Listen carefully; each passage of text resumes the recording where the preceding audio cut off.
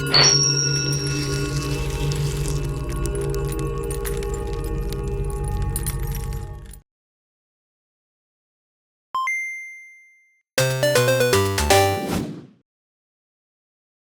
friends, and welcome to LevelHead, where we look at and learn from great level design. Today we're joined by my good friend JWittz to talk about Super Smash Bros. For the 3DS. For those of you who don't know, JWittz is well versed in all things Nintendo, especially Smash 3DS. I figured there was no better person to bring on board to break down the design of this flagship brawler game. That's right. I was so hyped for the latest Smash that I even got myself a Japanese 3DS in order to get the game the day it came out in Japan, a whole month earlier than the US release.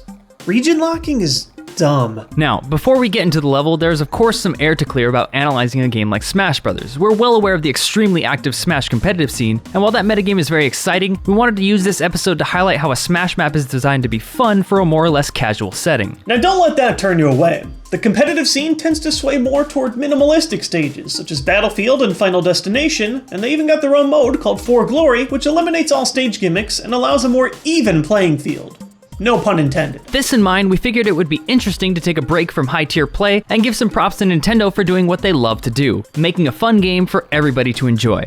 After some deliberation, we decided that the best candidate for this was the Find Me stage, also known as Street Pass Quest outside of the US. This level is one that I believe showcases what Smash Bros. 3DS is all about. The layout is simple and elegant, but the hazards manage to provide a wide variety of battle scenarios and situations to keep it fresh, time and time again. Let's start off with the basics. At a glance, we can see that the main fighting area is made up of two platforms, one being roughly twice as wide as the other. The wider one is placed just a bit lower, and just from the fact that it takes up more space, automatically will end up being where the majority of the battle goes down. Hanging above the wide platform is a cage, holding the prince or princess that you save in the actual Find Me Street Pass game. This cage is a bit deceptive. While being small and not obtrusive, it adds a ton of depth to fighting on this side of the map. It can be stood on top of and also attacked to be put in motion, swinging back and forth like a wrecking ball. More importantly though, it can get in the way of a lot of would-be KO hits. This means that landing the perfect up smash might not get you the payoff that you're looking for if you're not positioned correctly. On the contrary to this blocking deserved KOs, it does a great job of promoting precision when dealing the final blow. It's cool design that favors on-the-fly strategy. For sure, and if you really get sick of it, enough attacks will send the cage and its prisoner flying off into the background. But let's not forget about the smaller platform to the right. Simply elevating the height turns picking a side of the stage into an interesting risk versus reward decision game. Should you choose to take the fight all the way over to the right, you and your opponent have much less area to roll and dodge each other's incoming attacks and grapples. Not only that, but the higher altitude and lack of a cage hanging above means upward KOs are much more dangerous and hold a lot more gravitas in this area. Risk versus reward. If you want to get kills faster and more decisively, it means putting your own neck on the line as well. Smash 3DS added a completely new feature to the series, stage bosses, and Find Me does a great job of seamlessly implementing it into the level's basic design. The map is a recreation of the final level from Find Me 1 and 2, known as the Castle of Darkness Sky Tower.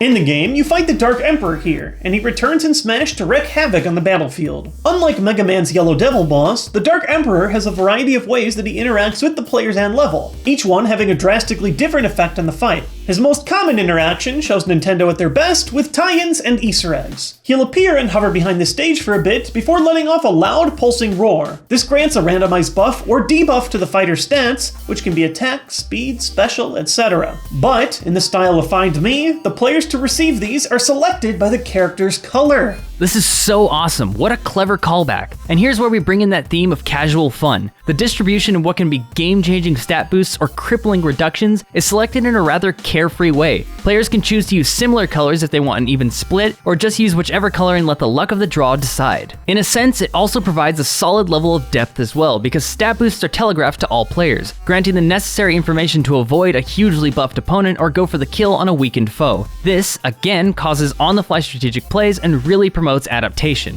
The Dark Emperor also takes a more direct approach as a boss some of the time, flying forward onto the stage and firing energy blasts to attack players. Here's where the mad scramble starts. Attacking him whittles down his health, and the player with the luck or skill to deal the final blow gets a guaranteed stat buff, providing a hefty incentive to put some focus on the boss. To further the Dark Emperor's prominent presence, on rare occasion he'll actually lower an entire half of the stage into the abyss. Once again, this drives home the ever-changing dynamic of the map. There's no longer any area for breathing room, and it lasts long long enough to ensure that every player gets settled on the remaining portion of the level. And while it's a minor point, removing one side of the stage also gets rid of a great area to wall jump. Around half of the characters in Smash 3DS can tap the direction away from the wall when touching it to get a free jump and possibly help them recover. With two walls facing each other, it allows for clever spacing and air tactics against somebody trying to keep you in the pit. Take away one of these walls, and with it goes the strategy. As one last note for this great boss, while in the foreground he moves rather slow, so players who aren't interested in attacking him or just want to avoid him altogether are given the option to simply move to another part of the map and continue fighting there. So you see, the Find Me level does a great job of setting up a variety of situations for the players to fight in. It's an expansive combination of simplicity and depth, and it showcases staple level design together with new mechanics to bring an always fresh feeling experience to all players. Every Smash Bros. Level exhibits great design like this to their own style and strengths, and with a huge slew of different maps to choose from, you can be sure that players of all skill and play styles will be included in on the fun. Nintendo has long been the champion of the games industry when it comes to inclusion and making a game that can be enjoyed by everyone, and with this newest iteration of Smash Bros., it's clear that they deserve that title.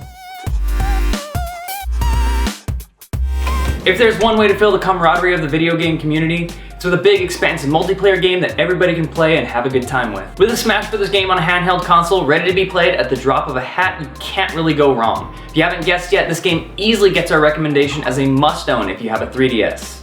Thanks for watching, and if you want to see some more Smash goodness, go check out the other half of this collab on JWittz channel, where we take a look at the top 10 Pokeball Pokemon in Smash Bros. While you're there, be sure to subscribe to his channel. He makes a ton of great Nintendo-related videos, and if you've already watched the top 10, why not click right here and watch another episode of LevelHead where I break down the level design of Shovel Knight. If you want to see more, you can subscribe to me to never miss a future episode. This has been Sunder, and I'll see you next time.